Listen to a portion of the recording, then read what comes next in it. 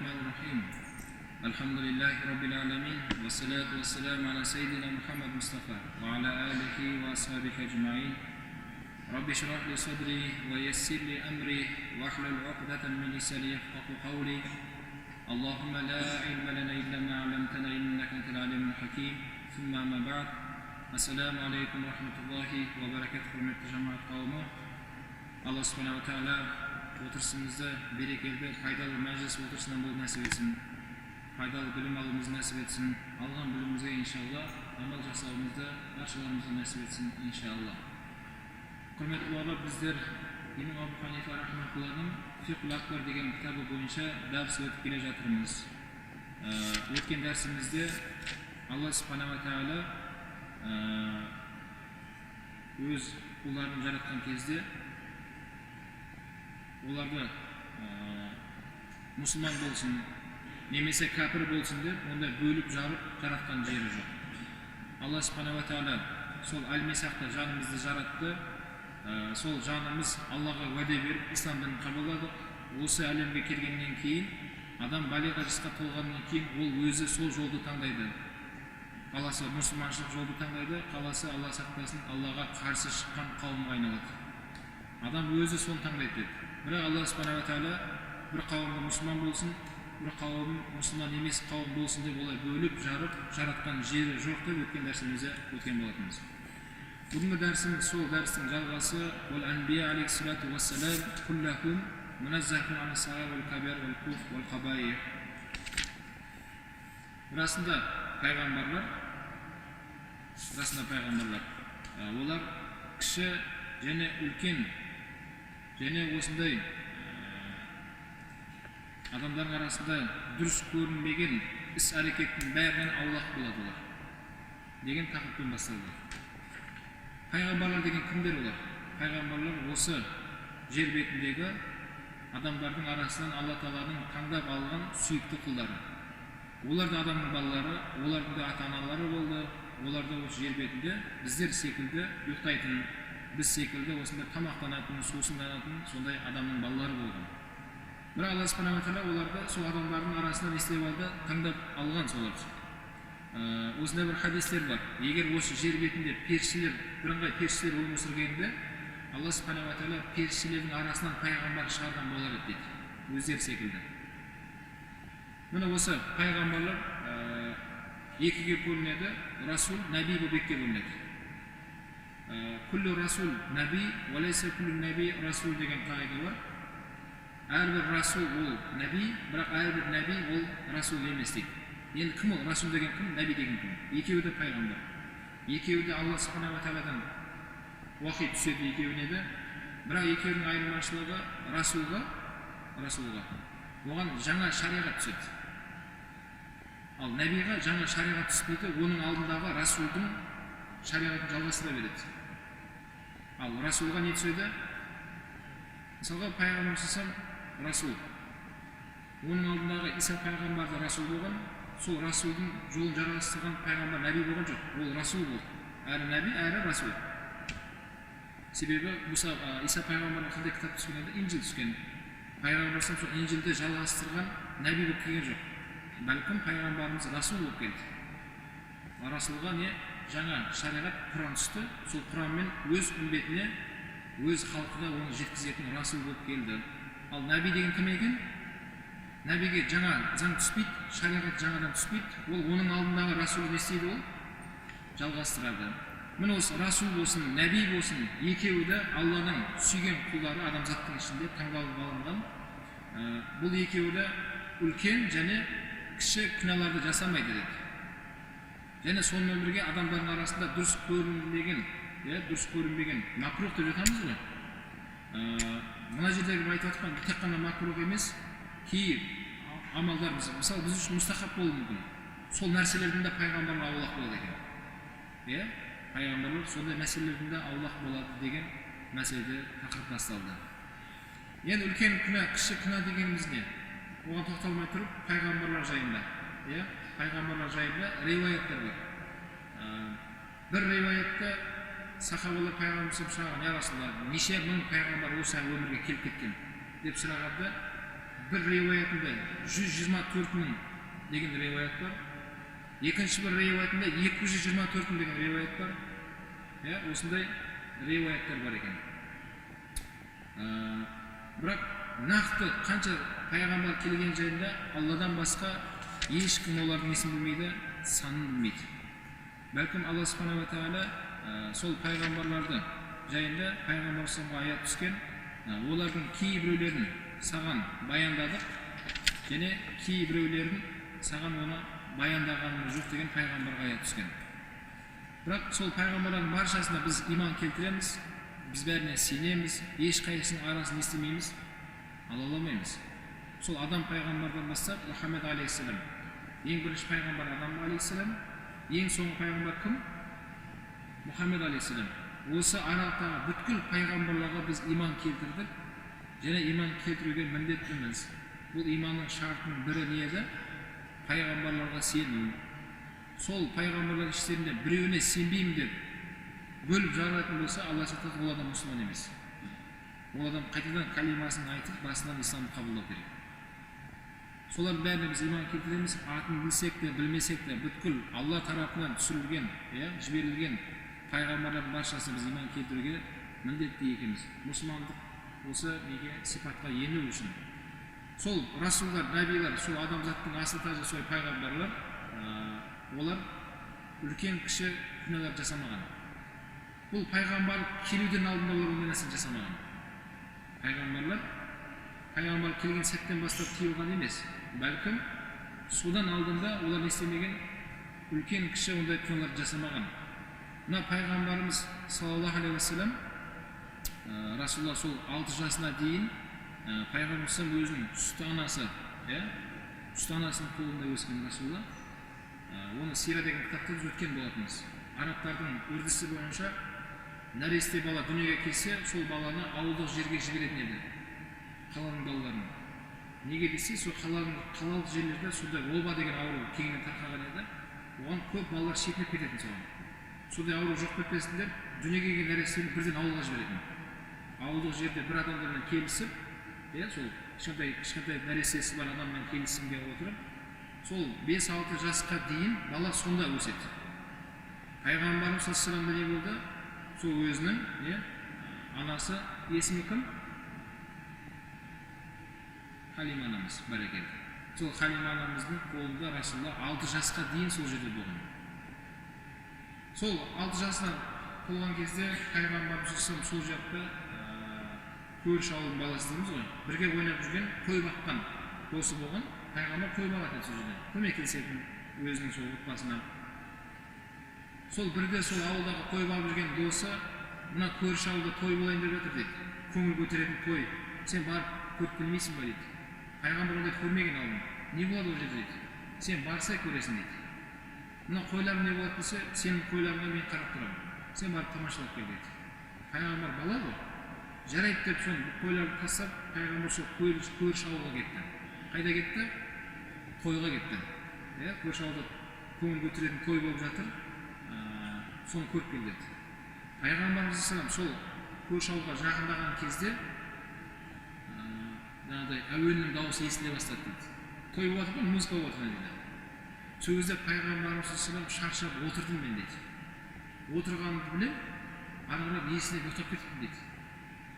Sonra мен көзімді ашсам, ана күннің сәулесіне ояндым дейді. Келесі күн бірақ оянған ғой. Түнімен Расулалла сол жерде қалды. Sonra оянсам, күн шығып кеткен, таң атып кеткен, тойдың бәрі біткен. Пайғамбар қайтадан өзінің ауылына қайтады, жаңағы тойшы досы қалай болды? Той қалай болды десе, ешқандай той көрген жоқпын дейді. Не болды? Ұйықтап қалыппын, шаршап, жетпей қалдым деді. Жарайды.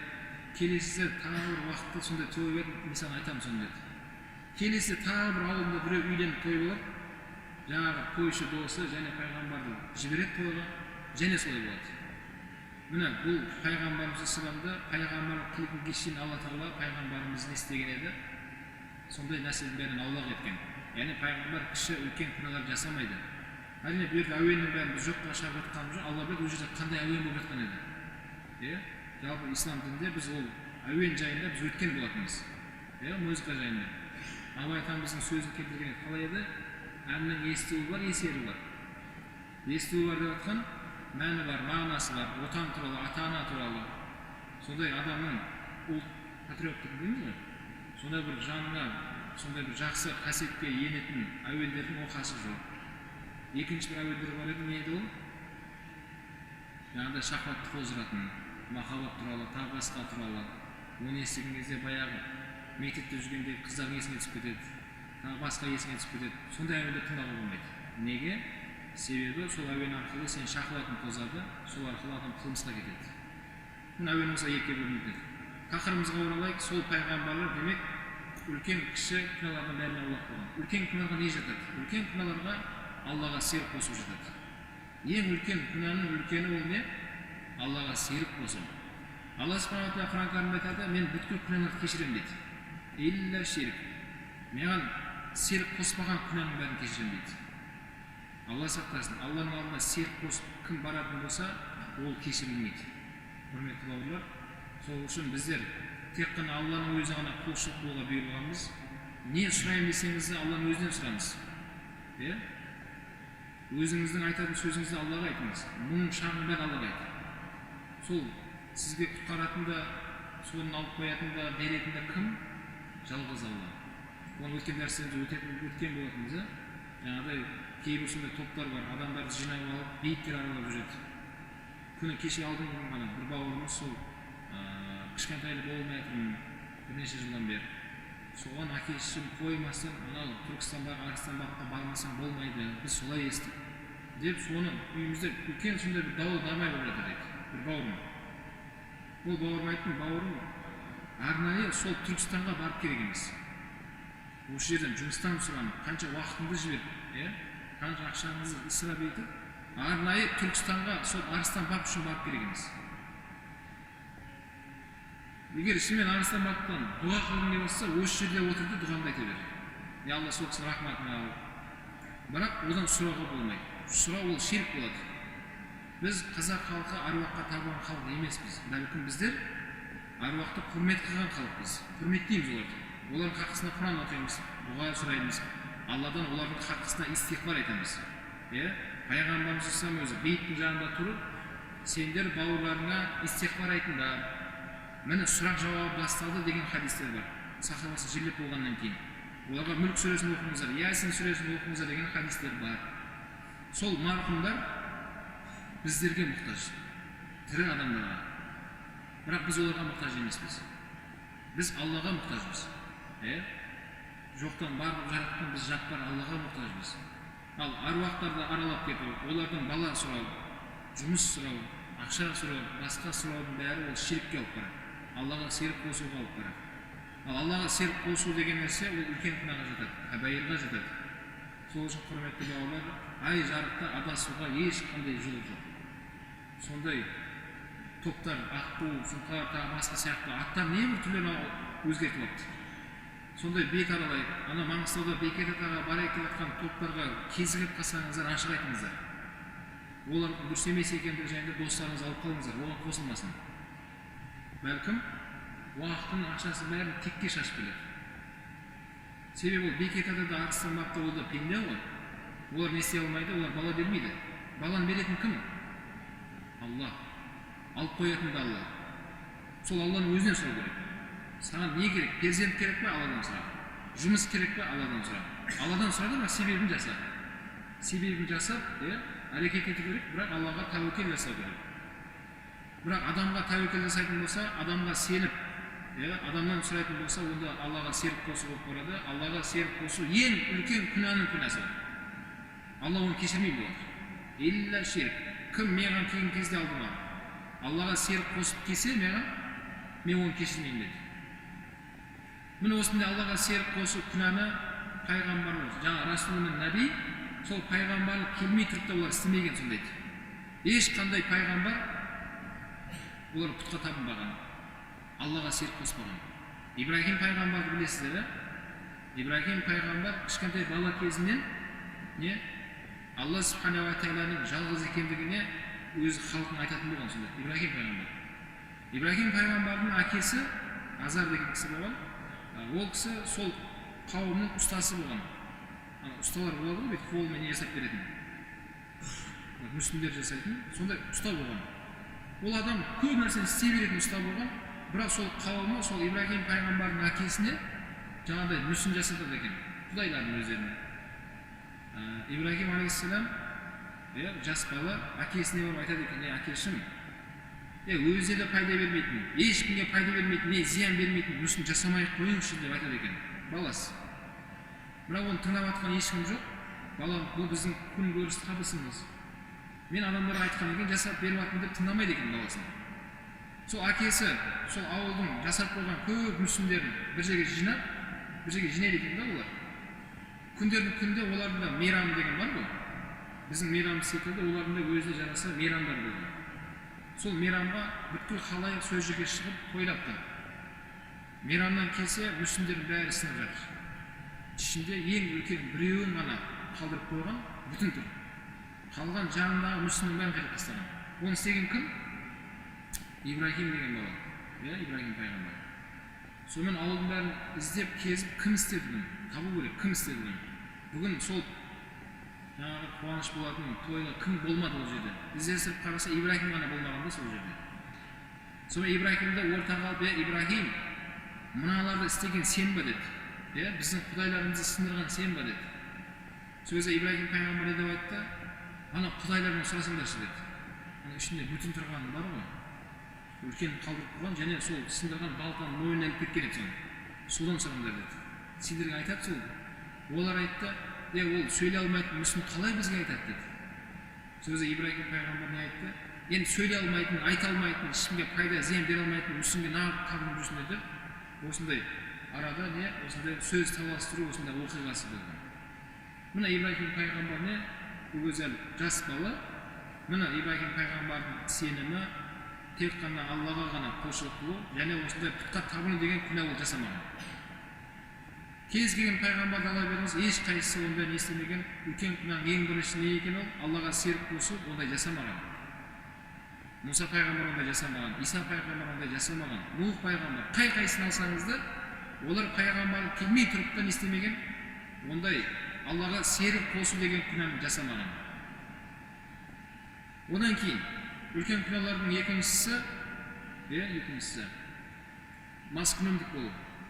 Арақ ішіп алып, маскүнемдікпен адамдардың арасында жүру. Бұл жайында пайғамбарымыздың хадисі бар. Мынау әйел адам баланы дүниеге алып келіп туған секілді ішімдік те, маскүнемдік алып баратын ішімдік күнәні солай туады деген. Бүткіл күнәлар сол арақтың балалары дейді деп жатыр хадисте. Сондай мағынада. Бүткіл қылмыс. Бүткіл қылмыстың анасы кім? Ол ішімдік, арақ айтып жатыр. Пайғамбар осындай хадис айтқан. Сол ішімдік деген үлкен күнәға жатады, құрметті бауырлар. Ішімдік Алла сақтасын, үлкен күнәға жатады. Тіпті хадисте келеді, Алла сақтасын. Кім ішіп алып осы өмірден өтіп кететін болса, ол тірілген кезде мас халінде тіріледі деген хадис бар. Ойлаңыз, адам тіріліп алып ертең тірезбе күйінде сұрақтан қорқып жатырмыз біз. Қалай жауап беруден қорқамыз біз. Мас халінде бар біреуге қалай жауап бересің сен? Олар мас халінде қабірден тұрғызылады олар дейді. Есін білмейді. Оған сұрақ жауап қойып жатыр, ол не есін білмей жатыр. Өте аянышты жағдайда ол. Алла сақтасын. Мына ішімдік деген үлкен күнәға жатады. Осы ішімдікті ешқандай пайғамбарлар ішпеген. Пайғамбарлық аманат келгенге дейін олар істемеген. Онда ішімдік деген нәрсені ішпеген. Және үлкен күнәға жататын мәселенің және бірі ол не? Зінақорлық. Зінақорлық үлкен күнә болар. Күнә екіге бөлінеді. Үлкен күнә, кіші күнә. Сол үлкен күнәнің бірі зінақорлық. Пайғамбарлар не істемеген? Ондай күнә жасамаған. Білесіздер, мына Нух пайғамбардың қауымы не болды? Нух пайғамбарды Алла субханаху тағала сол кеме жасауға бұйырды. Кемені жасап, өзіне ілескен адамдардың бәрін алып кетті.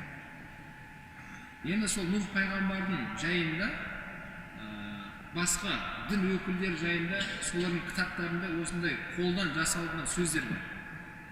Олар не дейді? Олар айтады, сол Нух пайғамбар сол топан су бітіп, кемесі бір жерге тоқтағаннан кейін оның екі қызы бар еді. Сөйтті де сол пайғамбарды ішкізіп мас қылды да, сөйтіп сол екі қызы әкесімен қосылды дейді. Неге? Адамзаттың ұрпағын көбейту керек қой дейді. Адам қалмай қалды деп есептейді. Бірақ ислам ғұламалары сендер не айтып тұрсыңдар? Оны қайдан алыңдар? Сол топан су болған кезде бүткіл әлемді су басқан жоқ ол кезде. Белгілі қауымда ғана болды сол көрініс. Сондай су көтеріліп, топан су болған жер, осы біздің көріп тұрған бүткіл жер әлемінде болған жоқ ондай дейді. Бәлкім қай жерде ғана болды ол? Сол Нух пайғамбардың қауымы тұрған жерге Алланың қаһары сол жерге ғана келді. Су сол жерге ғана көтерілді. Ал басқа жерлерде адамдар бар еді ғой дейді. Сендер неге ондай айтып жатсыңдар деп ислам ғұламалары оларға көптеген жауаптармен оларға жауабын берді. Құрметті бауырлар, зінақорлықпен айналысыз деген оның бәріне жала пайғамбарлар ондаймен айналыспаған. Оның бәріне пайғамбарлар ондаймен істеуіне мұстахил. Мұстахил деген олардың хаққысына дұрыс емес сипат. Бәлкім пайғамбарлардың баршасы тек ұрпақтан шыққан балалар. Пайғамбарлар. Әкесі жағында, шешесі жағында өте сондай көрнекті, адамдар арасында беделі бар, абыройлы, таза некемен туылған балалар, сол ұрпаққа жалғасып, сол ұрпақтың арасында кім шықты? Пайғамбар шықты. Осындай зінақорлық деген құрметті бауырлар, пайғамбарлар ондай күнә жасамаған. Мына осындай үлкен күнәлар өте көп. Айта беретін болсақ, кіші күнәлар деген не бар? Кіші күнәлар. Кіші күнәлар әдейі адамдар арасында бұзғыншылық жасау, біреуді балағаттау, біреуге әдейі бар тиісу, осындай кіші күнә осылай жинала береді. Бұндай нәрселерді пайғамбарлар жасамаған, ешқайсысы. Ешқандай пайғамбар кіші күнәні де жасамаған. Және сонымен бірге Әл-Қабаих деп атқан адамдардың ортасында дұрыс емес деп табылған мәселе, оны да жасамаған. Пайғамбарлар. Бәлкім пайғамбарлар не болған? Олар адамдар арасында өте көрнекті, өте сымбатты, адамдарға үлгі болатын сондай адамдар болған. Алла Тағала сондай адамды қауымдар арасында таңдап алған, олар адамдарға үлгі болып жүретін сондай адамның балалары еді. Олар пайғамбарлар. Сол пайғамбарлардың артында құрметті бауырлар біздер естімеуіміз керек, бір сондай сөздер айтпауымыз керек. Мысалы кейде мынандай сөздер бар. Пайғамбарлар жайында. Оларды адамның баласы болған екен ғой. Оларды енді сондай болған екен ғой. Оларды кішкене аз бір ішкен екен ғой деген сияқты сөздер бар. Бауырлар, оның бәрі жала. Пайғамбарлардың хаққысына ондай жала жабуға болмайды. Бәлкім пайғамбарлар олар сол қауымға үлгі болатын адамдар еді. وَمَا كَانَتْ مِنْكُمْ زَلَّةٌ وَخَطِيئَةٌ. Және пайғамбарлар сонымен бірге қателесу деген мәселелердің де аулақ болған олар. Қателесу мәселелерінен. Олар да пенде, бірақ сол қателесетін кейбір кішігір мәселелерде қателесіп қалса, Алла Тағала оларды туралайтын еді. Не мәселеде? Мысалы, Умму Мактум деген көзі көрмейтін сахаба болған. Пайғамбарымыз сол адамдардан сұрастырып зорға тауып келеді. Сөзі Расулалла сол Меккенің байлары дейміз ғой, дінді қабылдамаған сол Меккенің байларына насихат айтып сөйлесіп тұрған пайғамбар. Умму Мактум деген көзі көрмейтін сахаба пайғамбарымызды сұрастырып әрең тауып келеді. Пайғамбардың сөйлеп тұрған байқамастан сөзін бөліп жіберіп, "Я Мұхаммад" деп сұрақ қойып жібереді. Сол кезде Расулалла "Тұра тұрсаңызшы" деп айтқан жоқ. Ешқандай сөз айтқан жоқ. Айтып жатқан сөзін тоқтатты да Умму Мактумға бір қарады деді. Қайтадан сөзін жалғастыра берді. Сөзде пайғамбарымызға ескерту аяты түсті. "Я Мұхаммад, сен біреулерді жақсы көріп, олардың исламды қабылдауын қалап тұрған болсаң да, сен оларды тура жолға бастай алмайсың. Бәлкім саған мұқтаж болып тұрған адамдарға көңіл бөлмейсің бе" деген мағынада аят түсті пайғамбарымызға. Бұл ескерту аят еді. Мына осы ескертуді алғаннан кейін пайғамбарымыз Умму Мактумға деген құрметі ерекше болып кетті. Умму Мактум мешітке кіріп жатқан кезде пайғамбар орнынан қарап тұратын болды. Және айтатын сөзі, "Осы бауырым Алла разы болсын, осы бауырым себепті мен Алладан ескерту алдым. Яғни білмейтінді біліп алдым" деп пайғамбар қуанатын еді. Умму Мактум деген кезде. Мына осы нәрсені біз үшін кейде ойлап қаламыз ғой, қате емес деп ойлап тұрсыз. Бірақ пайғамбарлардың өзі сол нәрсені істеуге де болмайды. Себебі ол адамзаттың асыл тәжі, адамдарға үлгі болатын адам ғой. Мына осындай мәселелерінде пайғамбарлар аулақ болған. "Ва Мұхаммад алейхиссалату вассалам набийхи ва абдуху ва расулуху." Соның ішіндегі пайғамбарымыз Мұхаммад алейхиссалам ол Алланың құлы, ол нәби, ол расул дейді. Осы үш сипат пайғамбардың бойында бар. Осы адамзаттың ішіндегі ең абзалы ол пайғамбарлар. Саны қанша деді жаңа елде риуаяттарда? Bir риуаятта 124 мың, bir риуаятта 224 мың, нақты қанша мың Аллах алам, қанша келді. Сол бүткіл пайғамбарлардың ішіндегі 5 пайғамбар олардан ерекше, басқалардан. Осы 5-еуінің дәрежесі жоғары болады. 5-еу. Кім бұлар? Ибрахим алейхиссалам, Нух алейхиссалам, Нух, Муса пайғамбар, Айса алейхиссалам, және Мұхаммед алейхиссалам. 5-еу. Бұл 5-еуінің сынағы басқа пайғамбарларға қарағанда қаттырақ болған, ерекше болған. Осы 5-еуінде. Осы 5-еудің ішіндегі абзалы ол Мұхаммед алейхиссалам. Расулалла ол бүткіл халайықтың ішіндегі, адамзаттың ішіндегі ең абзалы, Алланың ең жақсы көретін хабибі ол кім? Ол Мұхаммед алейхиссалам. Ал Мұхаммед алейхиссаламның жақсы көретін хабибі кім? Кім? Мұхаммед алейхиссаламның ең жақсы көретін сүйіктілері ол біздер. Дәлел болған. Бірде пайғамбарымыз келе жатқан кезде сол сахабалары сөйлесіп тұр екен. Пайғамбарымыз көңіл күйін қарап, я Расулалла, көңіліңіз көтеріңкі емес қой. Я Расулалла, не болды сізге дегенде, сол сүйіктілерімді сағынғаным ғой, солар ойлап келе жатырмын деді. Деп үйге кіріп кетті пайғамбар. Пайғамбар үйіне кіріп кеткеннен кейін сахабалар өзара сөйлесіп тұрды. Пайғамбар сүйіктілеріңді кім қайтыс болды деп естісең, өзіңе өзің сенбей тұрасың ғой. Мен кеше ғана көрдім ғой, шынымен сондай болды деген сияқты. Пайғамбарымызды қайтыс болды деп естіген кезде сахабалар оған өздерін жоғалтып қойды. Күніге пайғамбардың жанында жүрген сахабалары пайғамбарды естіген кезде олар не істей алмай көтере алмады.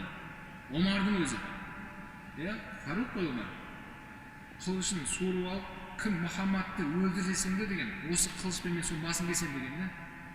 Мұхаммад өлген жоқ. Ол Мұса пайғамбар Тауратты алып келген секілді соған, ол да сондай уақытқа кетті деді. Келеді ол қайтып деді. Яғни оған уақи түсіп жатыр, ол уақидан кейін қайтып өзіне келеді. Мұхаммадты өлді деп айтпаңдар. Кім Мұхаммадты өлтірсе, мен соны өз қылышыммен өлтіре саламын сондай адамды деп, Омар осындай сөз айтқан. Сол кезде Абу Бакр Сиддиқ радиаллаху анху сол қалада жоқ еді. Бірақ сол сәтте Абу Бакр сырттан келді, сөйтіп Мединедегі болып жатқан сөзді естіді. Қандай сөз? Мұхаммед алейхиссалам қайтыс болды деген сөзді естіді. Бірден пайғамбарымыздың үйіне келді. Айша анамыздың бөлмесінде жатқан пайғамбар. Сол кезде пайғамбарымыздың маңдайынан сүйіп, я Расулалла, тірі кезіңізде қандай нұрлы, әдемі болсаңыз, мынау жаныңызды тапсырған кезде өте әдемі болып жатсыз ғой, я Расулалла деп, пайғамбарымыздың маңдайынан сүйді де сыртқа шықты. Сыртқа шықты да, я Омар, сен асықпа деді. Сөйтіп, бүткіл халық өз-өзін жинай алмай тұрған кезде басып айтқан сол адам болды. Қалайық деді. Кім Мұхаммадқа табынып жүрген болса, Мұхаммед қайтыс болды деді. Кім Аллаға табынып жүрген болса, ол өлмейді ол деді. Туылмаған Алла ол өлмейді деді. Деп, Мұхаммед, сен де өлесің. Адамдарда өледі деген Құранда аятты оқып берді Абу Бакр Сиддиқ. Құранда сондай аят бар. Сен де қайтыс боласың, басқаларда үмбеттерінде бәрін қайтыс боласың деген мағынада Құранда аят бар. Осы аятты оқыған кезде сахабалар айтады, оның ішінде Омар айтады. Мен сол аятты бірінші мәрте естігендей болдым дейді. Әйтпесе ол аятты біледі баршасы. Мен сондай қиын қыспақ сәтте Абу Бакр не істеді? Бүткіл сахабалар арасынан бас көтеріп басып айта алды сол кезде. Сол мен басты. Одан кейінгі пайғамбарымыз жерленгеннен кейін, енді пайғамбардан кейін кім патша болады? Исламды біреу басқару керек қой. Сол кезде Медине халқы, оларды аңсар деп айтылады. Сол аңсарлар мынандай сөз шығарды. Енді Мұхаммедтен кейін біздің арамыздан адам шығады, ол басқаратын патша біздің арамыздан шығу керек деген мәселе көтеріп кетті. Себебі сендер сырттан келген осындай оралмансыңдар ғой, былайша айтқанда біздің тілмен айтқан кезде. Сендер сырттан келген оралмансыңдар, мұхажирлер, ал біз осы жердің местный адамбыз біздер. Осы жердің тұрғылықты адам біз боламыз. Мединеде айтып жатыр. Сол үшін ислам әлемін басқаратын адам біздің арамыздан шығады деді. Ал мұхажир онымен келіспеді. Жоқ, неге сенің араларынан шығады? Осылай сахабаларымыз екіге бөлініп дау-дамай туылып кетті. Сол кезде Абу Бакр мен Омар осыны естігеннен кейін бірден сол жерге жетіп келді. Сөйтті де Абу Бакр Сыддық бүткіл халайыққа уағыз насихат етті сол жерде. Бауырлар, бір нәрсені ашық айтамын деді. Патша ол Құрайыштан болады деді. Пайғамбар хадис бар сондай. Яғни Меккеден келгендерден болады. Сендер оны дәметпей ақ қойыңдар деді. Басшы ол Құрайыш тайпасынан шыққан адам болады деді. Ол пайғамбардың хадисі бар деп, сол хадисті ескертті оларға. Осы жерден аңсарадан сендерден ондай шықпайды патша деді. Осыны айтқаннан кейін Абу Бакрдың уағызын тыңдағаннан кейін бәрі үндемей қалды. Енді Құрайыштың ішінде кім болады? Меккеге келгендердің ішінде кім патша болады енді? Сол кезде Омар радиаллаху ортаға шығып, Абу Бакрдың қолын көтерді. Қалай ойлайсыңдар деді. Біздің ақыретімізге пайғамбар осы адамға сеніп тапсырды ғой деді. Енді біз осы дүниеміз бұған сенбейміз ба не деді. Ақыретімізді сеніпті дегені мынандай еді. Пайғамбарымыз өмірінің соңғы сәттерінде қатты ауырды Расулалла. Ауырған соншалықты өзінен кетіп қалатын пайғамбар. Есін жиған кезде пайғамбарымыз Айша анамыз айтатын, Абу Бакрға айтыңдар, намазға өтіп берсін деп айтатын пайғамбар. Осы сөз айтып болса пайғамбар және кетіп қалады. Қалып түсетін пайғамбар. Есін жия алмайды. Бұнда сакаратул маут деп айтылады. Яғни соңғы адамның өмір, соңғы сәттері. Адамның жаны келіп кетіп қалып шығады. Сол сәтті айтып жатыр олар. Яғни намаз деген ақыретіміз ғой. Пайғамбар біздің ақыретімізді Абу Бакрға сеніп тапсырды ғой дейді. Намазға шықсын деп Абу Бакрға айтты ғой. Яғни бір мәрте емес, бірнеше мәрте. Әр намаз уақытының кезде пайғамбар өзіне келетін, дәрет алып намазға шығайын деп жатқан кезде Абу Бакрға айтыңыздар, сіздерге намазға өтіп берсін деп пайғамбар кетіп қалатын және. Омар сол сөзді айтты. Енді ол патшалық деген не ол? Патшалық деген осы дүниеде атқарылатын нәрсе ғой дейді. Енді Расулалла біздің ақыретімізге сеніп Абу Бакрға тапсырды сол амалды. Біз не сол осы дүниені сенбейміз бе Абу Бакрға? Қалай ойлайсыңдар? Мен Абу Бакрға байғат беремін деп қолын көтерді. Байғат деген не? Мен соған келісемін. Мен осыны қолдаймын деген сөз еді. Омар Абу Бакрдың қолын көтергеннен кейін бүткіл халайықтың қолдарын көтеріп Абу Бакрды сонда патша қылып сайлады. Абу Бакр. Негізі ислам тарихында жалпы Омар Фаруқ сондай бір әділдікке келген кезде қатал, сондай бір беткей адам болып көрінеді. Өзінің бойындағы қасиеті, сипаты сондай адам болған. Фаруқ деген сондай атақты берген пайғамбарымыз. Фаруқ деген ақ пен қараны, яғни әділдік пен әділетсіздікті бөлетін адам. Сондай сөзді Фаруқ деп айтылады. Сол Омардың өзі айтады. Абу Бакр радиаллаху анху сол патшалық деген аманатты алғаннан кейін мен Абу Бакр танымай қалдым дейді. Мен қаттым ба деп жүрсем, Абу Бакр менен де қатты болып кетті деген. Абу Бакр. Сол кезде мынандай фитна шықты мұсылмандардың іштерінде. Қазір небір фитналар шығып жатыр ғой. Ол кезде өте үлкен фитна шықты. Қандай фитна? Зекет бермеймін деген мұсылмандар шықты. Зекет бермейміз дейді. Зекетті кімге береміз дейді? Пайғамбар тірі кезде дұрыс беріп жүрдік дүниемізден. 40-тан бірін. Қойымызды бердік, түйемізді бердік. Енді пайғамбар жоқ қой, кімге береміз? Деген осындай адамдар шықты, оларды қолдайтын адамдар табылды ана жерде. Сөйтіп кәдімгі мұсылман арасында бөлініп, зекет бермейміз деп. Исламда 5 парыздың біреуін жоққа шығарған қауым пайда болды. Алла сақтасын. Мұсылмандар сахабалардың ішіне бөлініп шығып жатыр. Қараңыздар, бұл фитна деген жаман нәрсе ғой. Сол кезде Абу Бакр шықты да не деп айтты? Әскерін жинап, кім зекет бермеймін дейтін болса, мен оның жазасын беремін деді. Жазасын. Біліп қойыңыздар, Алланың атымен ант етемін деді. Егер пайғамбардың уақытында ешкі сендер жібімен қосып берген болсаңдар, қазір ешкіні беремін де жібімді алып қаламын десең, жіпке де соқсам сендермен деді. Жібімен қосып бересіңдер. Деп осында қатты тұрды. Абу Бакрдың сол қаттылығының арқасында Аллаға шүкір фитна есігі жабылды. Жаңа зекет бермеймін деп жатқандар қорыққанынан зекет беретін болды. Абу Бакрдың қаталдығынан. Сол кезде Омардың өзі таңғалған. Омар, Абу Бакр айтқанда, Омар, Абу Бакр деген. Жарат бермесе бермей-ақ қойсын, соған былай мұсылмандар біз соқсамыз ба деген сөз айтқан кезде Омар, жоқ, мен сол үшін де соқсам деген. Себебі деген, Алланың 40 парызының бірі зекет деген. Зекетті жоққа шығару деген ол мұсылман емес сондай адам. Кейінгі ол нәрсе жалғасады қияметке шейін. Сол үшін бұл зекет Алланың парызы, ол орнында тұру керек қозғалмастан деген. Кім соны жоққа шығарса, ондай адам демек мұсылман емес деп есептелінген шариғат бойынша. ондай адаммен мен соқсам деп Абу Бакр қатты тұрды сол сәтте. Міне сол Абу Бакрдың қаттылығынан не болды? Зекет парыз болып қалып қойды. Әліге үшін Аллаға шүкір келе жатыр. Қияметке шейін ол не істейді? Ол тұра береді. Міне, демек Абу Ханифа рахимахуллахтың кітабында айтып жатқан мәселе сол Мұхаммед алейхиссаламнан кейінгі орында тұрған, үмметтің басында тұрған екінші адам кім екен? Кім? Абу Бакр деді. Сумма Омар ибн Хаттаб. Абу Бакрдан кейін Омар ибн Хаттаб тұрады.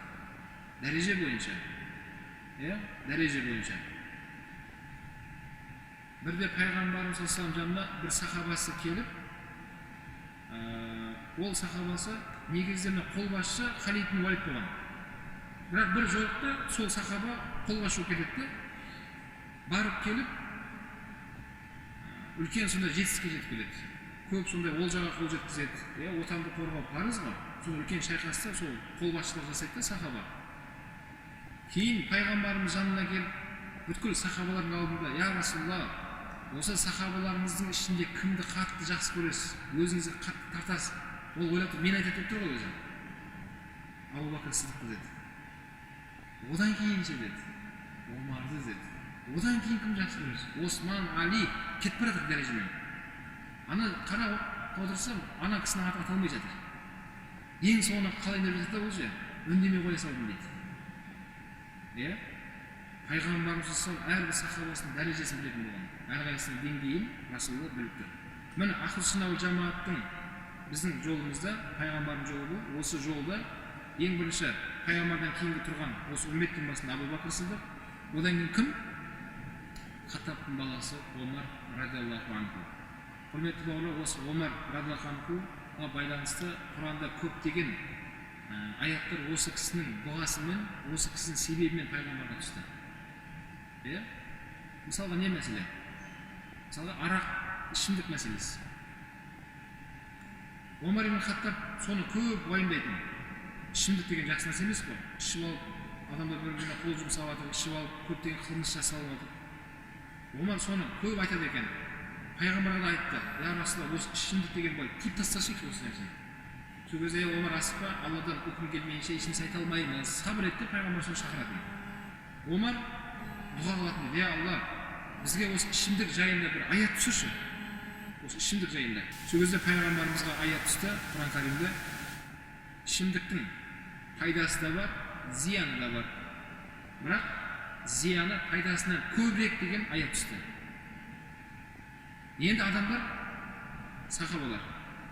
Демек ішімдіктің зияны да бар екен ғой деп осы нәрсені түсінді олар. Алдыларға ешкім айтпаған нәрсені, зияны бар екен жайында. Алла Тағала деп отыр, пайдасы да бар, зияны да бар. Бірақ зияны пайдасынан көбірек деген аят түсті. Бірақ ол жерде ішпе деп жатқан кескінді аят емес. Құранда осындай аят бар. Осы аятты оқып ішіп жүрмеңіздер тағы да. Ішу болмайды бауырлар. Бұл бірінші дәрежедегі аят. Сонымен осы аяттан кейін де бірақ ішіп жүрген сахабалар болды. Бір күн солар ішіп алып келіп намазға тұрады. Намазда тұрып, Құрандағы аяттардың орнын шатыстырып жібереді. Жәннаттың сипаттағы адамдар айтам деп тозақтың адамдарын айтып жібереді сол жерде. Тозақтың адамдарын айтам деп оның ішіне жәннаттың адамдарын кіргізіп жібереді. Ол аяттың орнына ауысып кетті. Осындай үлкен бір не болып қалды, түсінбеушілік. Ана оқытқан адам қараса не екен ол? Ішіп алған болып шықты. Ішіп алған адам имамдыққа шығып намаз оқып тұр, Құран оқып тұр. Оның артында үйіп тұрғандардың бәрі біліп тұр, не оқып тұрғанын. Аяттың орнына ауысып кетті. Мағына өзгеріп кетті. Осыдан кейін де Омар ибн Хаттаб көп дұға жасады. Я Алла, бір кескінді аят берші бізге. Кәдімгі кесіп тастайтын. Сол кезде пайғамбарымызға не болды? Үшінші дәрежедегі аят түсті. Демек жаңа екінші дәрежедегі аят не? Түскен кезде сендер намазға мас халдеріңде жақындамаңдар деген аят түсті. Бұл екінші аят дәрежедегі. Енді сахабалар білді, демек намазға тұрған кезде мас болмай тұру керек дегенде түсінді да олар. Намазға дейін де ішетін адамдар болған сахабалар, намаздан кейін де ішетіндер болған. Әйтеуір намазды тірезіп тұрсаң болды. Осындай адамдар болған. Себебі ішпе деп жатқан жоқ қой ол жерде. Іш, бірақ намазда тұрған кезде не? Сен мас болмай тұрсаң болды деген аят. Бұл екінші дәрежедегі аят. Осыдан кейін де жаңағыдай оқиға болды, намазда тұрып. мағыналары өзгеріп кеткеннен кейін Омар ибн Хаттаб дұға жасады дейді. Я Аллах, бізге кескінді аят. Сол кезде пайғамбарымыздың аяты иннамал хамр уал майсир уал азлам рейс мин амали шайтан фаштанибуху лааллакум туфлихун. Расында маскүнемдікке алып баратын ішімдіктің баршасы, сиқыршылар, балгерлер, осының бары шайтанның амалдарынан, оңға жақындамаңдар. Фаштанибуху, мүмкін құтыларсыңдар деген кескінді аят түсті. Бұл енді кескінді. Бұл жерде нақты харам екендігі айтылып тұр, ішімдіктің. Осы аят айтылғаннан кейін пайғамбарымыздың осыны естіген сахабалар сол мезетте жеткізетін Расулаллахтан. Бұны естіген кейбір сахабалар отырып алып көп ішіп отқан, бұл кітапта келеді, отырып ішіп отқан ғой енді. Сол кезде аяқ жақтан дауыс естілді оларға дейді. Пайғамбардың сахабалары ішімдік харам болды. Сол кезде мен қолымда ыдыста шарапты ұстап тұрған сахаба анан құлағы естігеннен кейін төге салды дейді. Ана қолына көтеріп аузына алып қойғаны жұта саған жоқ дейді. Аузынан лақтыра салды. Соңғы ала салды деген жоқ дейді олар. Соңғы мәртебе іше салды деп айтқан жоқ олар. Не істеді? Сол мезетте амалға асырды. Тіпті соншалықты әркім үйіндегі арақ шараптарды шығарып Мединенің қаласында көшеге төккен кезде көшеде өзен болып ағуға жақын қалды дейді. Соншалықты арақ шараптың көп болғаны, су орнына пайдаланатын болған ғой сол кезеңде. Міне Омар ибн Хаттабтың есебі бұл, сол кісінің дұғасымен Алла субханала тағала осындай аят түсірді. Мынау әйел адамда әуретін жауып хижаб мәселесі Омар ибн Хаттабтың дұғасымен түскен еді. Омар ибн Хаттабтың. Пайғамбарымыз үйіне барған кезде әйелдері, аналарымыз ғой, сонда шаштары ашық болып жүретін еді. Сол кезде пайғамбар айтты, я Расулаллах, осы әйелдеріңізді бір басқаша қылып білмейді дейді, қалай істеу керек. Ыңғайсыз секілді дейді. Пайғамбардың әйелі енді шаштары көрініп жүрген ыңғайсыз, я Расулаллах. Сол кезде пайғамбарымызға аят түсті. Әйелдеріңнің әуреттерін жабыңдар, олардың киімдерімен олардың әуретін көрінбесін деген мағына аят түсті пайғамбарымызға. Сол сәттен бастап балиғат жасқа толған әйел адамдарға әуретін көрсетпеу оларға парыз болды. Намаз оқу қандай парыз бізге? Оларға да парыз ғой. Сол секілді оларға әуреттерін жауып жүру парыз. Әйел адамның бүткіл денесі әурет, илля важ вал каффайн. Бет әурет емес, қол әурет емес. Әйел адамның осы екі-ақ жері көрініп жүрсе болады. Бөгде еркектердің алдында. Ал өзінің үйінде, күйеуінің алдында, өзінің әкесінің алдында, бауырларының алдында емін-еркін жүре береді. Ал бөгде еркектердің алдына шыққан кезде, көшеге шыққанда, қонаққа барғанда, немесе үйіне қонақ келген кезде әйел адамдар не істеу керек екен? Әуретін көрсетуге болмайды. Әурет олардың шашы әурет, мойындары әурет, мына білектері әурет, осы жердің бәрі әурет есептелінеді. Ол жерлерін жабу оларға парыз. Осындай пайғамбарымызға аят түсті. Бұл аят қияметке шейін осылай тұрады.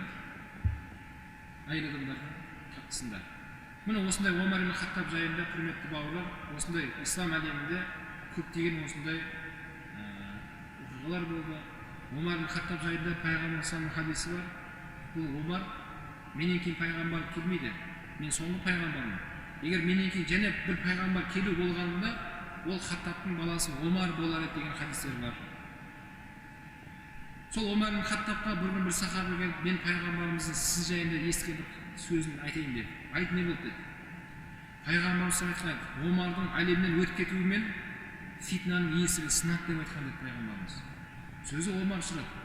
Есік жай былай ашылып кетеді ме? Жоқ, былай сынып құлайды ма деді. Пайғамбар құлайды деп айтты. Ақиқатында сол Омар ибн Хаттабтың уақытына дейін сол кезеңге шейін мұсылмандар арасында ешқандай фитна болмаған.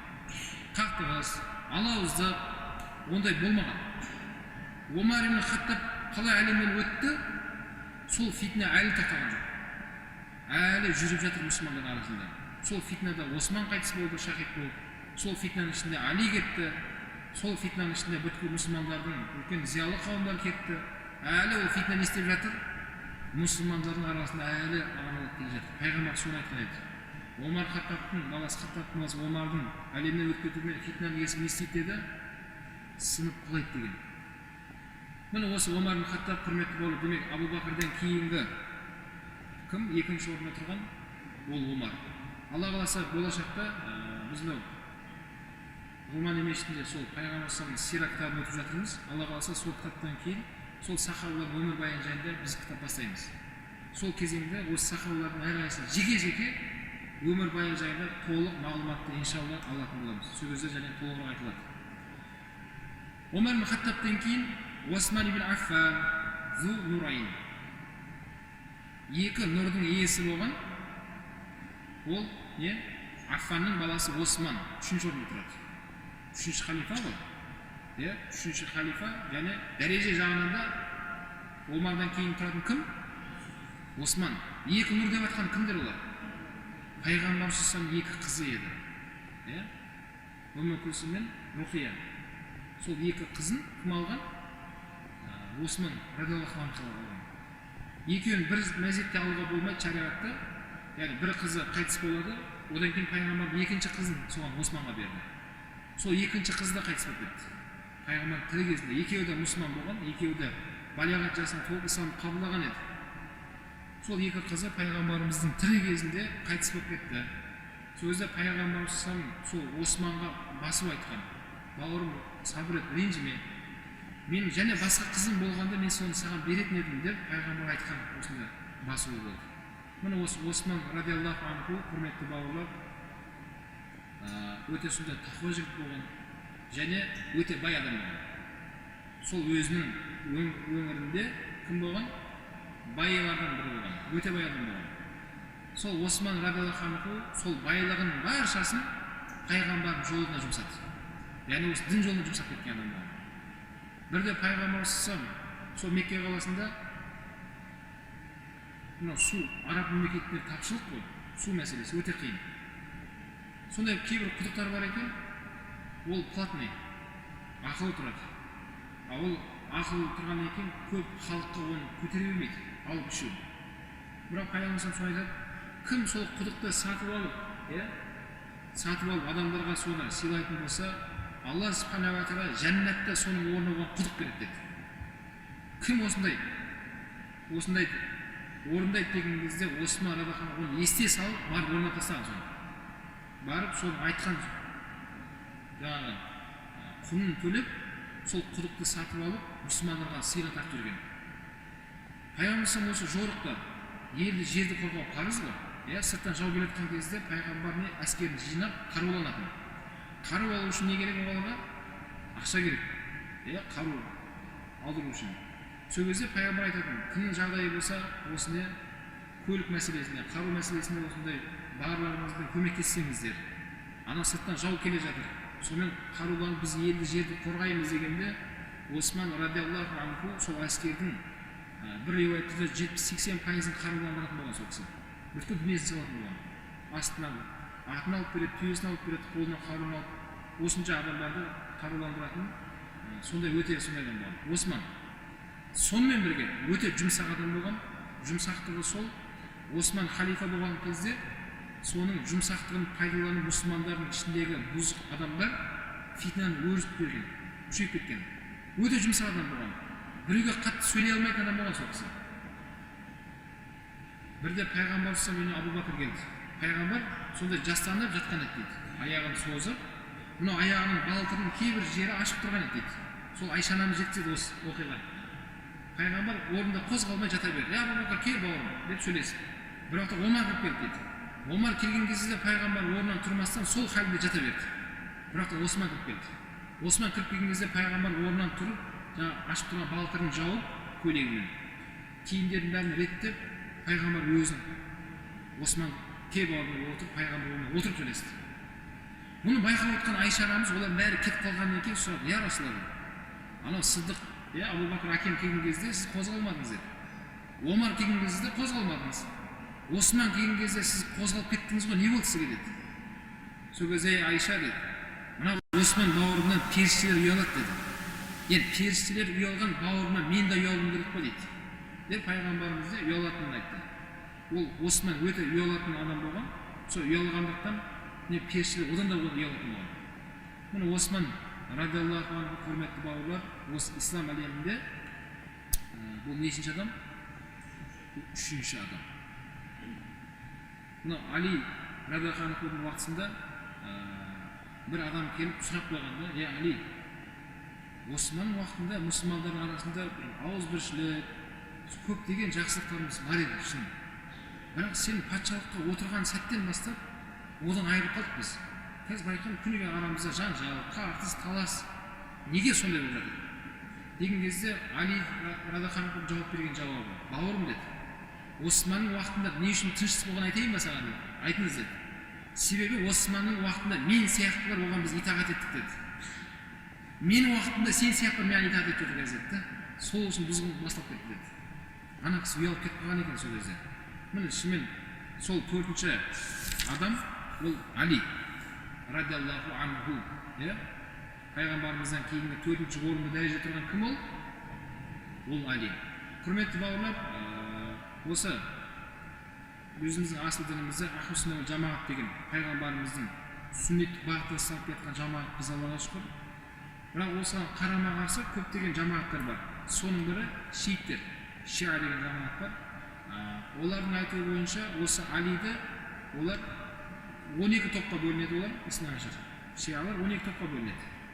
Солардың ішінде бір тобы Алиді пайғамбарлық деңгейге көтеретіндері бар. Олар айтады, Жабраил періште пайғамбарлық аманатты алып келе жатқан кезде қателесіп қалды дейді. Сөйтіп сол кімге беріп қойды? Соны Мұхаммадқа беріп қойды деп есептейді олар. Негізінде Али пайғамбар болу керек деп есептейтіндер бар. Азан айтқан кезде Мұхаммад Расулла деп азан айтамыз ғой. Ол сондай топтар Али Расулла деп әлге шейін азан айтатындар бар. Азан айтқан кезде Али Расулулла деп айқайлайды солар.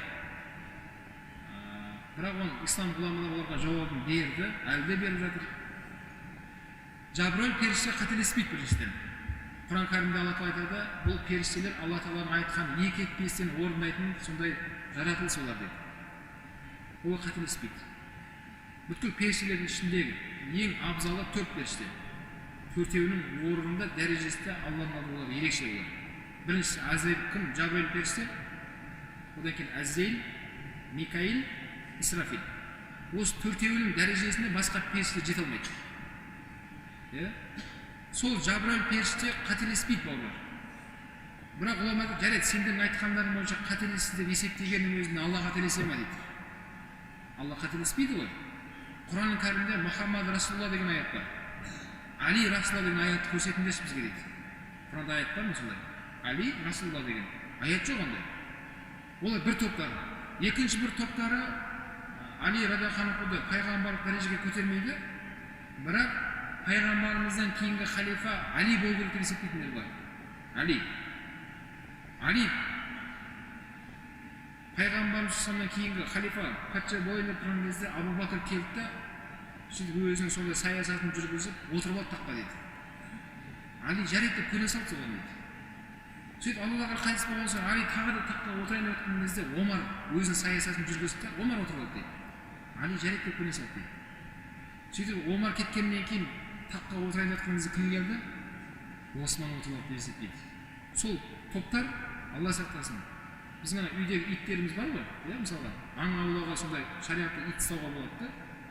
Ол ит өзі қамалып тұрған болу керек бұл жерде, үйретілген ит болу керек.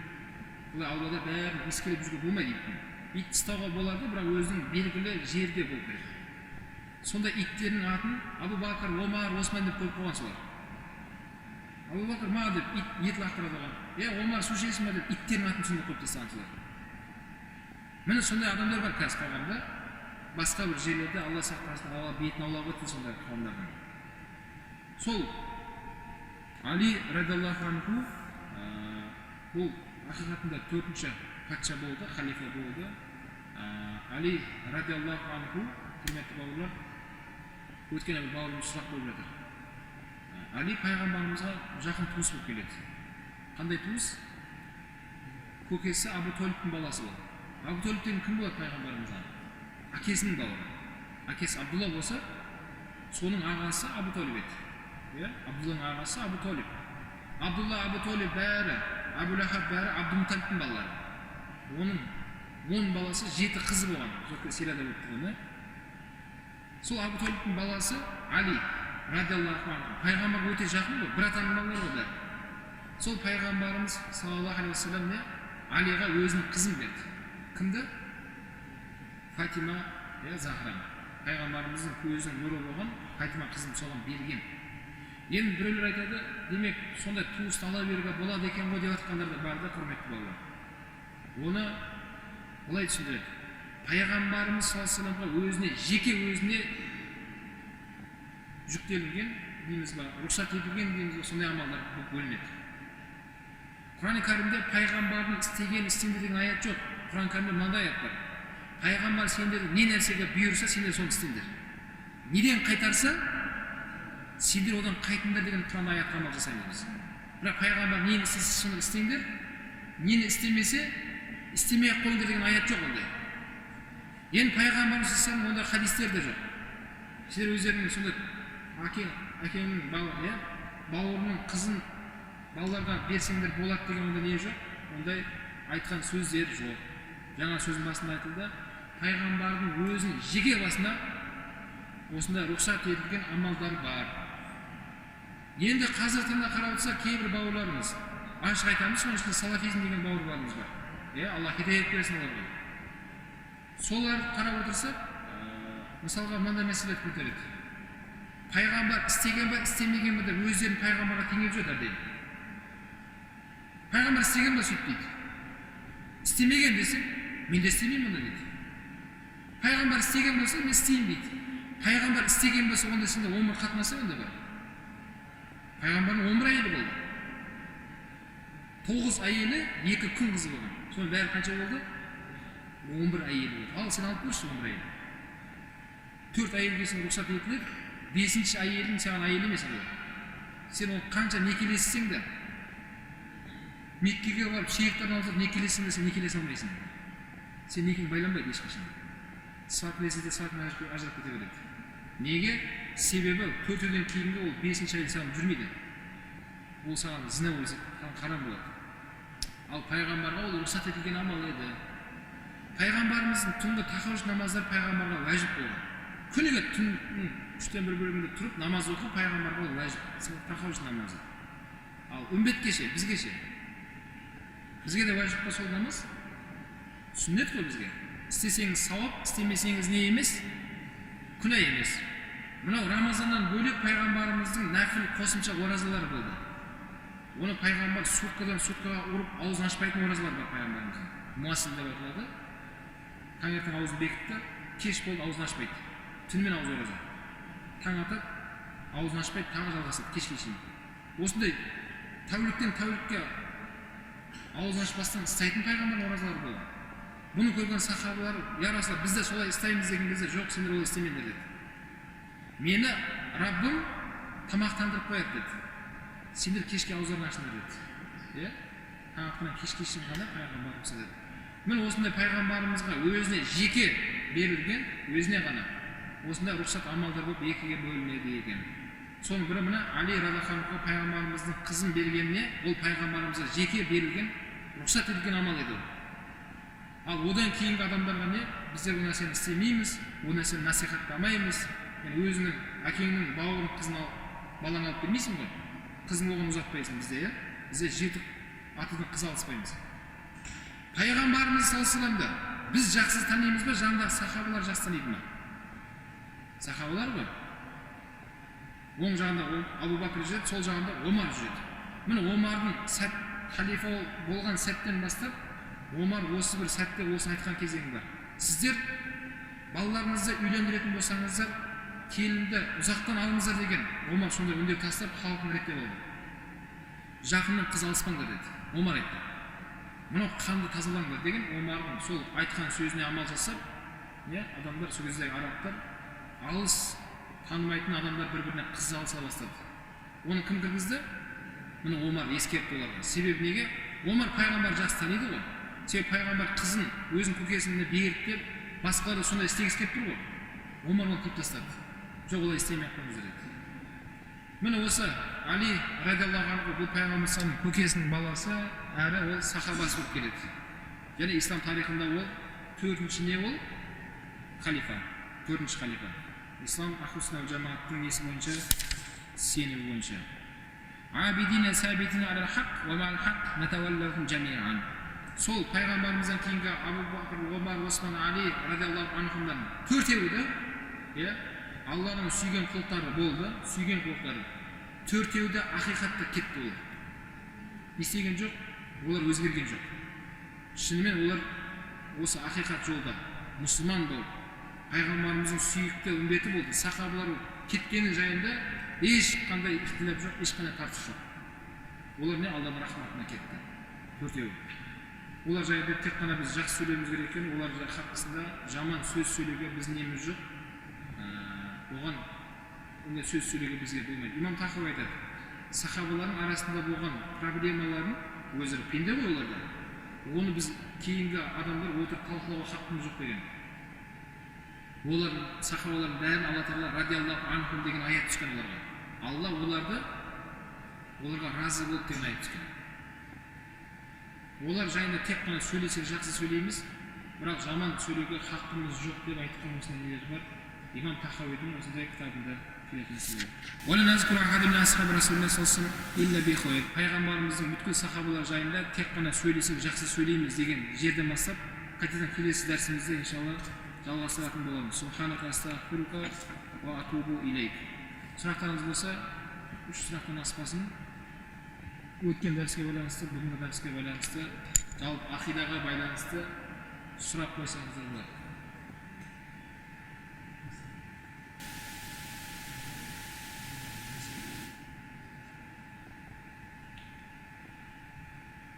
Зинаға байланысты басшылық көтерді бағырымыз. Зина деген, жаңағы ашық, айқын жасалынған амал еді. Бағырымыздың айтып тұрғаны, мысалға, дене мүшелерінде осы зинаға байланысты үлесі болады деген хадис келіп тұрды бұл. Мысалы, көз зинасы бар, құлақ зинасы бар, ой зинасы бар, аяқпен баратын зина бар, аяқпен зина жасалып, үлес жасалып дейді. Бірақ жаңа бауырымызға айтып тұрған алдыңғы хадисі ол ашық айқын жасалған кездегі зина еді. Аллах алам болса келеді. Сол зина жасап тұрған кезде ол иманды болып ол зина жасамайды. Зинасын жасап болғаннан кейін барып, Алла өмірін берсе, оны иманы қайтадан оған кіреді. Яғни мұсылман момын болып тұрып, ол зина жасамайды деген. Момын халде ұру жасамайды, момын халде табасы қылмыс жасамайды дегенде Расулалла. Момын халде арақ ішпейді. Сол қылмыс жасап болғаннан кейін қайтадан иман оған келеді деген мағынада. Бауырымыз өте орынды сұрақ қойды бауырлар. Рамазан айында ас беруге болады ма? Ас беруге.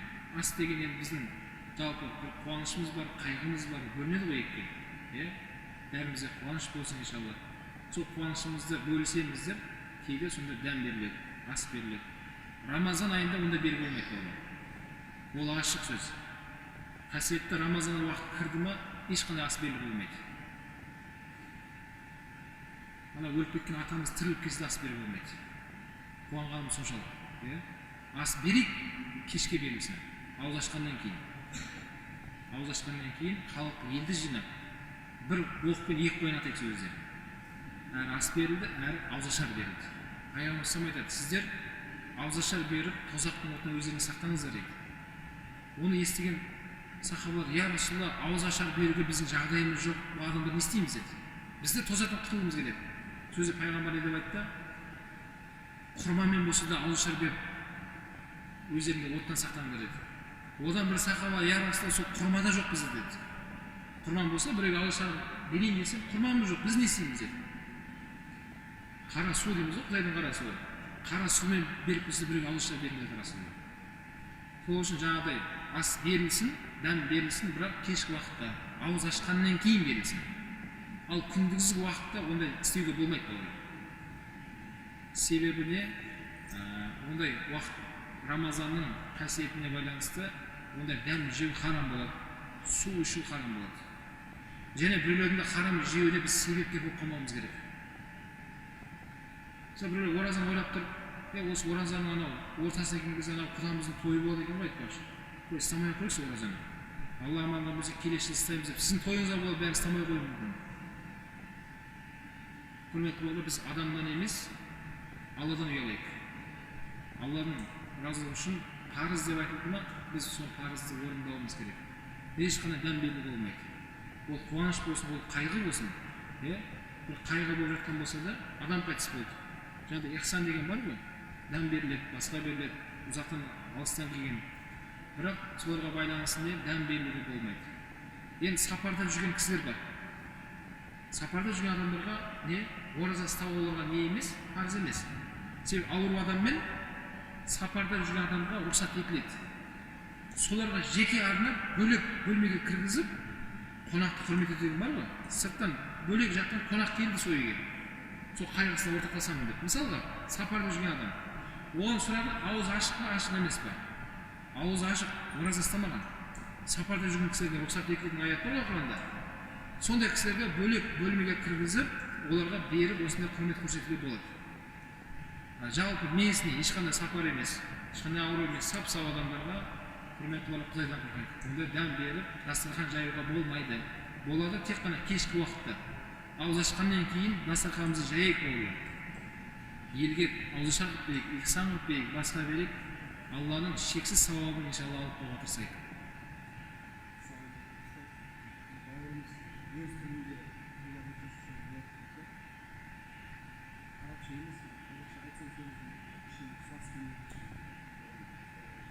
Өз тілінде қалай?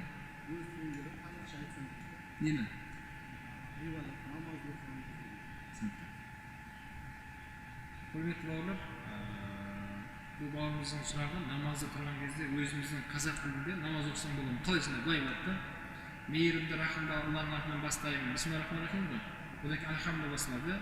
Сол әлемнің Раббысы Аллаға мақтау болсын. Ол мейірімді, ол рахымды деп осындай өзіміздің қазақ тілінде айтуға болмайды. Бұл жердегі кітапта болады деп айтқан сөз ондай мағынада емес. Кітапта деп Абу Ханифа рахимахуллахтың сөзі бар. Ол дегені, яғни басқа тілде деп айтқанда біздің кириллица бар ғой. Бәріміз намазды кириллицамен бастадық қой, дұрыс па? Сол альхамдулиллахи раббил аламин, ар-рахманир-рахим, малики яумиддин деген сөзді араб тілінен емес, өзім жеке басымда айтайын. Сол бала кезінде намазды үйренген кезде кириллицамен жаттап алмаймын. Өзімде айтайын. Сол кириллицада намаз үйренейік деген кітаптан жазып берді бір бауырларымыз. Соны жаттаған мен сол өзім. Кириллицамен олар. Өзіміздің кириллица әріппен жазылғанда, бірақ оқыған кезде арабша сөз шығады. Альхамдулиллахи раббил осы болады. Бірақ жаңағы бауыр айтқандай, оны қазақ тіліне аударылғанда мағынасы емес, мағынасымен айтып намаз оқылмайды, намазы бұзып кетеді сен. Мейірімді, рахымды Алланың атымен бастаймын, ол мейірімді саған ғана құлшылық етемін, сенен ғана жәрдем сұраймын, мен тура жолға басты, адасқандардың жолына емес деп Фатиха сөзін қазақ тіліне аударылған түсініктемесімен не істеуге болмайды, олай намаз оқуға болмайды. Жаңағы бауырымыз екінші сұрақ бірден айтқым келді ғой. Бір бауырларымыз деп тұрғанда не айтқым келді? Айтып қорықпаймын.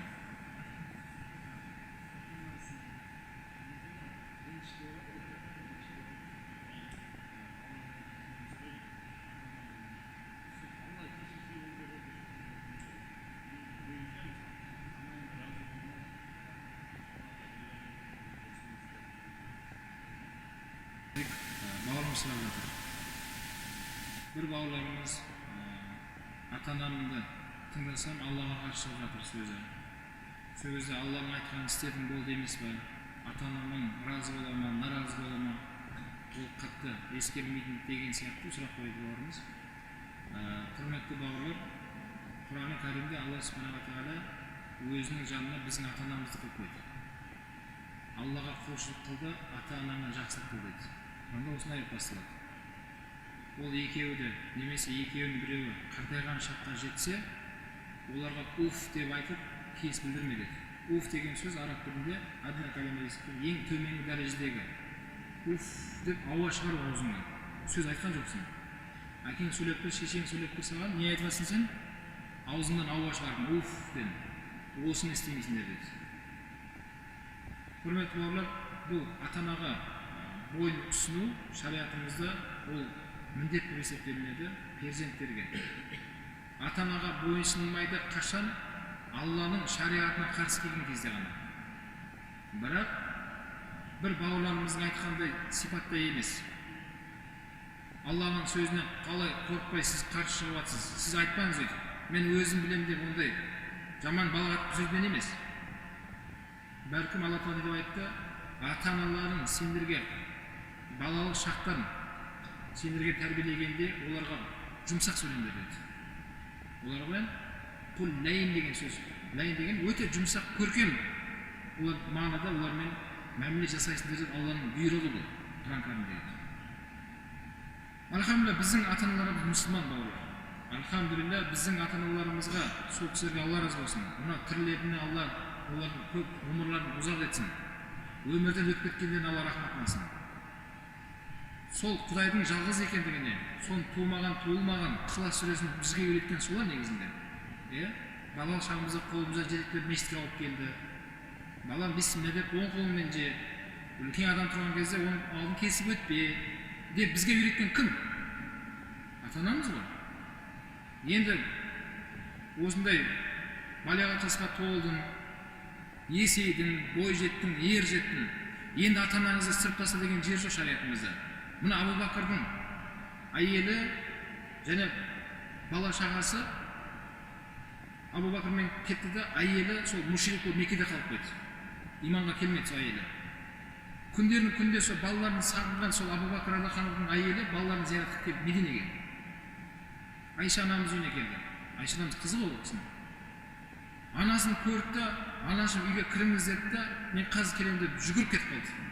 Анасына еш іздеген жоқ. Үйге кіре беріңіз деп кіргізді деп кетіп қалды. Пайғамбар алдына барды. Я Расулалла, үйге анашым келді. Не істейін? Анашымды қуып жіберейін бе жоқ, үйге кіргізейін бе деді. Сөзде пайғамбар, Айша, сен не айтып тұрсың деді. Ол сенің анаң ғой деді. Сен анаңа жақсылық қылған міндеттісің. Барып анаңның жақсылық қыл деді. Я Расулалла, мушрик қой ол деді. Мушрик деген Аллаға серік қылған мұсылман емес. Айша, сенің анаң ғой, ол деп пайғамбарымыз Айша анамызды ескертпе беріп пайғамбар үйіне жіберді. Міне пайғамбардың алып келген дін осындай болды. Бірақ біздің анамыз мушрик емес, біздің ата-анамыз олар кәпірлер емес. Олар мұсылманның балалары. Сол мұсылманшылығымызды үйреткен солар еді бізге. Сен мұсылманның баласысың, сен мұсылманның қызысың деп, имандылыққа ең бірінші себеп болған солар. Шариғатымызда солар мұсылман емес болғанның өзінде оларға жаман сөйлеуге болмайтын жайында Алла Тағала бізге ескерткен көптеген аяттар бар. Алла Субхана ва Тағала сол ата-анамызға жақсы мәміле қылатын болса, бізге жақсы мәміле қылатын перзенттер берген жайында осындай көп деректер бар шариғатымызда. Соның бірі кімді? Ибрагим пайғамбар мысалға келтірді Алла Тағала. Әкесі пұтпараз болған. Пұтқа табылатын адамдардың сондай мүсін жасап беретін ұста болған. Бірақ Ибрагим пайғамбар сол әкесіне әке деп сөйлемеген, абати деп келеді. Араб тілінде аби деген сөз бар, абати болып екіге бөлінеді. Әке деген сөз бар, әкешім деген сөз бар. Ибрагим пайғамбар әкесіне әкешім деп сөйлеген. Әкешім пайда бермейтін, зиянда бермейтін осындай мүсін жасамай қойыншы деп айтқан сол. Әкесі бірақ содан қайтпайтын айтады. Одан кейін Ибрагим пайғамбар, әкешім, онда мен сіздің артыңыздан Алладан истиғфар етемін деді. Алладан кешірім сұраймын деп Ибрагим пайғамбар осындай сөздер айтты. Сол әкесі сондай жақсы сөз айтқандықтан Ибрагимнің пайғамбардың екі ұлы болды. Біреу Исмаил, біреуі Исхақ. Сол Ибрагим пайғамбар түс көрді, түсінде Исмаил баласын бауыздап атқанын көрді. Түсінде. Сол түсті бірнеше мәрте қатарынан көре берді. Исмаил баласы ер жетіп қалған өте сымбатты жігіт еді. Исмаилға түсін айтып берді. Балам, бұнай деп келеді, балақайым деді. Мен түс көрдім, түсінде сен ана құрбанды шалып жатырмын деді. Сол Исмаил пайғамбар, абати, әкешім